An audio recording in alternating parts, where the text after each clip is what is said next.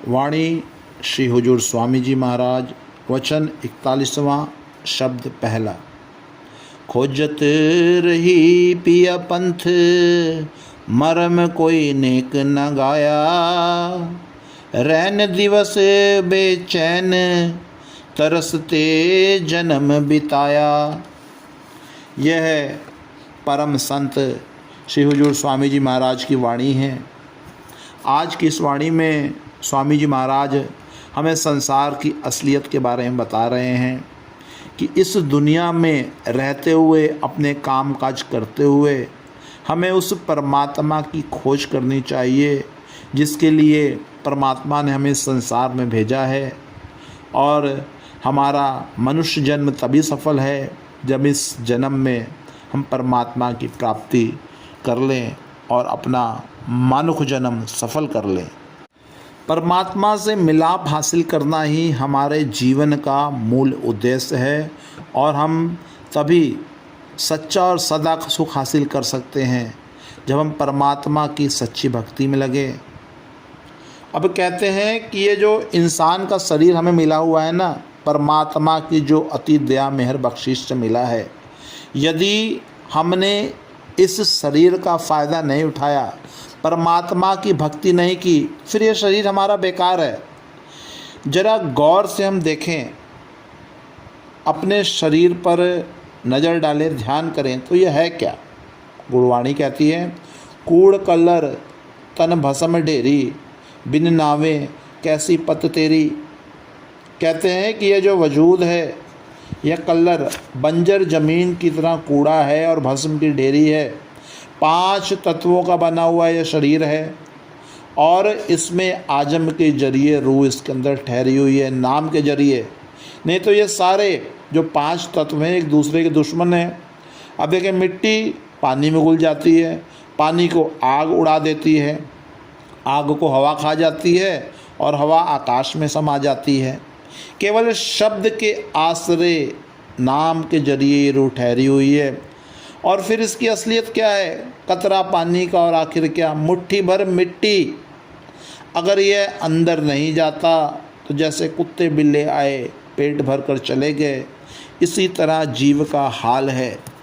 देखें, मौत के बाद क्या होता है, जब यह शरीर जला दिया जाता है तो केवल राख की ही ढेरी है ना, कलर है ना, बंजर ज़मीन की तरह कूड़ा है, भस्म की ढेरी है।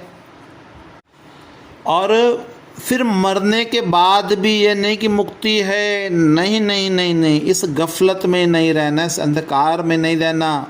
मरने के बाद भी मुश्किलें झेलनी पड़ती हैं, कर्मों का हिसाब देना पड़ता है। साकत फांसी पड़े अकेला, जम बस किया अंध दुहेला। जो मनमुख या काफिर है, जो संतों की शरण में नहीं गया, सत्संग में नहीं गया, सतगुरु की कृपा प्राप्त नहीं की, नाम का भजन सिमरन का अभ्यास नहीं किया, वह मरने के बाद अकेला जाता है, उसके साथ कोई नहीं जाता। साथ जाने वाला मुर्शिद और इबादत है, सतगुरु है, भजन सिमरन है। और अगर ये दोनों चीज़ें साथ नहीं, फिर वहाँ इसका, उस दुनिया में इसका हिमायती कौन है? दुनिया की चीज़ें, बल्कि इसका शरीर खुद का, जिस पे इसको इतना घमंड है, मैं इतना बलशाली, इतना सुंदर, खूबसूरत, स्मार्ट हूँ, इसका अपना शरीर भी मौत के बाद साथ नहीं जाता। बल्कि जो सूक्ष्म शरीर है, हमारे शरीर के कई हिस्से हैं, कई पार्ट हैं, और जो सूक्ष्म शरीर है उसे मार पड़ती है। दुनिया में अंधों की तरह काम किए, अब यहाँ भी भोगने पड़े। इसलिए कहते हैं, यदि इन सब दुखों से, तकलीफ़ों से बचना है, सदा का सच्चा सुख हासिल करना है, तो फिर क्या करना है? कहते हैं, सतगुरु के कहे अनुसार परमात्मा के नाम का भजन सिमरन करना है। और वो कैसे मिलेगा? जब हम कोई सच्चा संत सतगुरु खोजेंगे, उनकी शरण में जाएंगे। तो आज के शब्द में स्वामी जी महाराज हमें यही ताकीद कर रहे हैं, यही हिदायत कर रहे हैं, यही बता रहे हैं। कहते हैं कि अफसोस, तेरा मनुष्य जन्म बीत गया और तड़पते तड़पते उम्र चली गई, लेकिन परमात्मा से मिलने का रास्ता अभी तक नहीं मिला। और यह वियोग, यह बिछोड़ा, यह विरह तड़फ अंदर कब आती है? जब परमात्मा खुद किसी को अपने से मिलाना चाहता है। गुरु अमरदास जी महाराज के वक्त का वाक़या है। आप 22 दफ़ा गंगा स्नान करने गए थे। जब आखिरी दफ़ा जा रहे थे, रास्ते में एक साधु उनसे मिला। उसने पूछा कहाँ जा रहे हैं? कहते कि स्नान करने। और आपको कहाँ जाना है? उन्होंने पूछा। तो साधु ने कहा मैं भी स्नान करने जा रहा हूँ। खैर इकट्ठे हुए और चल पड़े। स्नान किया, बातचीत करते करते एक साथ रास्ते भर में घर आ गए। अब गुरु साहिब उस ब्रह्मचारी साधु को अपने घर ले आए और उससे कहने लगे कि अब तो बातचीत करते हुए हमारी दोस्ती हो गई है, आज रात को रुक जाना, कल सुबह अपने घर चले जाना। खैर जब गुरु साहिब ब्रह्मचारी साधु को अपने घर ले आए, रात को सोने लगे, तो साधु पूछता है, कहता है यार अमरा, गुरु अमरदास साहिब को कहता है यार अमरा, तुझे गुरु से नाम लिए कितना अरसा हुआ है? कहने लगे मेरा तो कोई गुरु नहीं। ब्रह्मचारी कहता है हैं, तेरा कोई गुरु नहीं, तू निगुरा है। अफसोस, अगर मुझे पता होता कि तेरा कोई गुरु नहीं तो मैं तेरी रोटी कभी नहीं खाता। मेरा सारा कर्म धर्म नष्ट हो गया। और ये कहकर वो वहाँ से उसी वक्त चला गया। अब जब चला गया तो गुरु साहिब को बड़ा अफसोस हुआ, तकलीफ़ हुई। दिल में कहते हैं कि सारी उम्र गुजर गई, 62 साल की उम्र हो गई है, लेकिन अभी तक मुझे कोई गुरु नहीं मिला। हे परमात्मा कृपा कर, बख्श ले, कोई गुरु मिला दे। और इसी चिंता में रात भर उन्हें नींद नहीं आई। जब सुबह हुआ तो बीबी अमरो, जो कि गुरु अंगद देव जी की लड़की थी, बीबी अमरो ने, जो कि आपके भाई के पुत्र से ब्याही हुई थी, उन्होंने वाणी पढ़नी शुरू कर दी। रोज़ सवेरे उठकर बीबी अमरो वाणी पढ़ती थी। वाणी पढ़ती हैं, हृदय में लगती है, प्यार से अंदर जाकर सुनते रहे। वह बहू लगती थी, भाई के पुत्र की पत्नी थी। पूछा कि यह किसकी वाणी है? कहती है गुरु नानक साहिब की वाणी है, जिनकी गद्दी पर मेरे पिताजी बैठे हुए हैं। दिल में देखें प्यार था, तड़प थी, विरह थी, परमात्मा की कृपा थी। कहने लगे कि मुझे भी ले चल। कहती है जब तक मेरे पिता आप ना बुलाएं मैं नहीं जाती, और यही उनका हुक्म भी है। कहने लगे तू मुझे ज़रूर ले चले, इस सिलसिले में जो भी पाप लगे वो मुझे लगेगा। अगर वे नाराज़ भी हुए तो मेरा जिम्मा।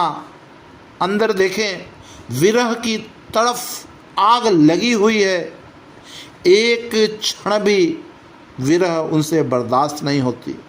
खैर वह ले गई। जब गुरु अंगद साहिब के दरबार के नज़दीक पहुँचे तो कहती हैं आप बाहर बैठ जाएं, मैं अंदर जाकर अर्ज करती हूँ। जब अंदर गई तो गुरु अंगद साहिब ने कहा बेटी, जब ससुर को साथ ले ही आई है तो अंदर भी ले आ। अब आगे के वाक़या से ताल्लुक़ नहीं कि गुरु अंगद साहिब ने किस तरह गुरु अमरदास जी को भरपूर कर दिया और खुद अपना ही रूप बना लिया, बल्कि इस बात से ताल्लुक़ है कि जिन्हें मनुष्य जन्म पाकर कोई संत सतगुरु महात्मा वली पीर पैगंबर मिल गया, उनका जन्म सफल हो गया। लेकिन इसके विपरीत उन मनमुखों पर अफसोस है जिनकी उम्र गुजर गई दुनिया के काम धंधे में फंसे हुए, लेकिन अभी तक रास्ता नहीं मिला। उन्होंने अपना असल काम नहीं किया जिसके लिए परमात्मा ने भेजा था। वणज करो वण जा रहे हो, वक्खर लहो संभाल, ऐसी वस्तु वालिए जो निभे नाल। परमात्मा ने सांसों की पूंजी देकर नाम का व्यापार करने के लिए संसार में भेजा था कि भजन सिमरन कर, संत सतगुरु की शरण में जाकर परमात्मा से मिलाप हासिल कर ले। लेकिन ये अपने श्वासों की पूंजी को बेफजूल जाया करता जाता है और सफल व्यापारी नहीं बनता, घाटे का सौदा करता है। देखो उम्र बीती जा रही है, पूंजी घटती जा रही है, तो ऐसे व्यापारी का क्या फ़ायदा, ऐसे बिजनेसमैन का क्या फ़ायदा जिसे घाटे पे घाटा ही हुआ जा रहा हो। सारा संसार इस दुनिया के माया जाल में ही फंसा हुआ है। अब देखें आगे की कड़ियों में इस माया जाल से निकलने के लिए गुरु साहिब क्या फरमाते हैं। करता रहा पुकार दाद को कहीं न पाया, भेख भिखारी जगत गुरु सब पर में माया। कहते हैं बहुत से समाजों में गए, साधु महात्माओं से मिले, लेकिन मकसद पूरा ना हुआ, क्योंकि जितने भेसी हैं, मजहब हैं, जितने महात्मा हैं, सभी के सभी माया जाल में फंसे हुए हैं। माया बड़ी बहादुरी, लूट लिया संसार, लूट लिया संसार, केहू को बख्शे नहीं। अब कहते हैं कि इस माया जाल से कैसे बचे, करे तो क्या करें, किस प्रकार से इससे छुटकारा हासिल हो। अब इस बात को अगली कड़ियों में समझाते हैं। शब्द बिना खाली फिरे सब धोखा खाया, अब मिल गए पूरे सतगुरु उन भेद सुनाया। कहते हैं बड़े भाग्य से पूर्ण संत सद्गुरु मिले। संत सद्गुरु की शरण में गए, उनके सत्संग में गए तो उन्होंने 5 शब्दों का भेद दे दिया। इस भेद को समझकर भजन सिमरन की कमाई की, नाम जप कर रूह अंदर गई, करोड़ों खंडों ब्रह्मांडों को देखा, परमात्मा से मिलाप हो गया। तो अब ये पता लगा कि सारी दुनिया आँखों से बाहर बैठी हुई है और नाम से खाली है। कोई तीर्थों पर जाता है, कोई मंदिरों में कोई जप करता है, कोई पत्थर की पूजा करता है, कोई दान पुण्य करता है, कोई कुछ कोई कुछ। सो ये सभी कर्म कांड बाहरी हैं, बाहर बैठे हुए हैं, अंदर नहीं गए। इन किसी भी बाहरी कर्म कांड से कुछ लाभ, कोई फ़ायदा नहीं। जो कुछ मिलना है संतों के जरिए उनके सत्संग में जाकर ही मिलना है। अब देखें आगे की कड़ियों में गुरु साहिब क्या फरमाते हैं। सूरत सार लखाए के फिर गगन चढ़ाया, गगन मंडल में पहुँच कर अनहद बजवाया। कहते हैं सतगुरु ने क्या काम किया कि पहले, सबसे पहले सिस्टमैटिक, देखें दर्जेवार सत्संग सुनाया, फिर आफ्टर देन शब्द का भेद समझाया, और फिर कहा कि 9 दरवाज़ों से अपनी सूरत को निकाल। 9 दरवाजे, 9 दर फीके, रस अमृत 10वें चूजे। अब यह स्थूल शरीर में मन और आत्मा दोनों की गांठ बंधी हुई है, दोनों मिले हुए हैं। जब 9 दरवाजे छोड़कर रूह तुरिया पद में गई, उसने शब्द का पल्ला पकड़ा, शब्द का अमृत पिया। वो अमृत कहाँ है, वहाँ बरस रहा है। रूह ने उस अमृत को पिया। अब वह धुन तुरिया पद की ब्रह्म के देश से होती हुई रूह को पार ब्रह्म के देश में ले गई। फिर पार ब्रह्म का देश जो कि माया से रहित है, वहाँ माया का कोई जोर नहीं। यहाँ 6 चक्रों या मात लोक में ब्रह्म गुप्त है और माया प्रकट है। माया प्रबल है, यहाँ माया का जोर है। जब हम सहज दल कमल में जाएंगे, वहाँ ब्रह्म और माया दोनों बराबर हैं, इक्वल हैं। जब ब्रह्म में जाएंगे, वहाँ ब्रह्म प्रकट और माया गुप्त है। माया वहाँ डाउन है और ब्रह्म प्रकट है। जब पार ब्रह्म में जाएंगे, उससे आगे, तो वहाँ माया है ही नहीं, बल्कि चेतन ही चेतन शक्ति है। वो नाम है जिसे अगर सुन भी लें तो जन्म मरण समाप्त हो जाता है। और यह सब हमें कैसे मालूम हुआ, हम इसे कैसे हासिल कर सकते हैं। कहते हैं कि ये तो सद्गुरु की कृपा से, सद्गुरु ने हमें ऊपर ले जाकर दिखाया, उसी ने लखाया। ये सद्गुरु की बड़ाई है। जितने भी जपी तपी मौनी हैं, कर्मकांडी हैं, वो यही रह गए। और भव सागर से पार कौन हुआ? संत का दास, जो संतों की शरण में आया। अब देखें आगे की कड़ियों में क्या बताते हैं। जपी तपी मौनी बकी जत जोग चलाया, यह मार्ग कोई न कहे दुर्लभ दर्शाया। कहते हैं दुनिया में बहुत से यति हैं, तपी, योगी, ज्ञानी, दूसरों को ज्ञान देने वाले, साधन करने वाले हैं, लेकिन जो शब्द का मार्ग है वो सबसे ऊंचा है और विरले किसी किसी महात्मा के पास है, हर किसी के पास नहीं। क्योंकि योग साधना करके योगियों की मुक्ति नहीं हुई थी। उन्होंने गुरु नानक साहिब से पूछा था कि मुक्ति का साधन क्या है, आप सिद्ध गोष्ठ पढ़ के देखें। तो सद्गुरु नानक देव जी महाराज ने कहा कि मुक्ति का साधन केवल और केवल शब्द है, भजन सिमरन का अभ्यास है। जब व्याख्या चाहिए तो आपने क्या कहा, जैसे जल में कमल निरालम, मुर्गाई न साणे, सुरत शब्द भव सागर तरिए, नानक नाम वखाणे। जिस तरह मुर्गा भी जल में रहती है, जल में खाती पीती है, मगर जब उड़ती है तो सूखे परों के साथ उसे पानी लेप नहीं सकता। इसी तरह कमल भी कीचड़ में रहता है, जब पानी चढ़ जाए तो डंडी लंबी हो जाती है, जब घट जाए तो डंडी नीची हो जाती है। वह हर हालत में पानी के ऊपर ही रहता है, कीचड़ उसे गंदा कर नहीं सकता, लेकिन रहता है सूखे का सूखा।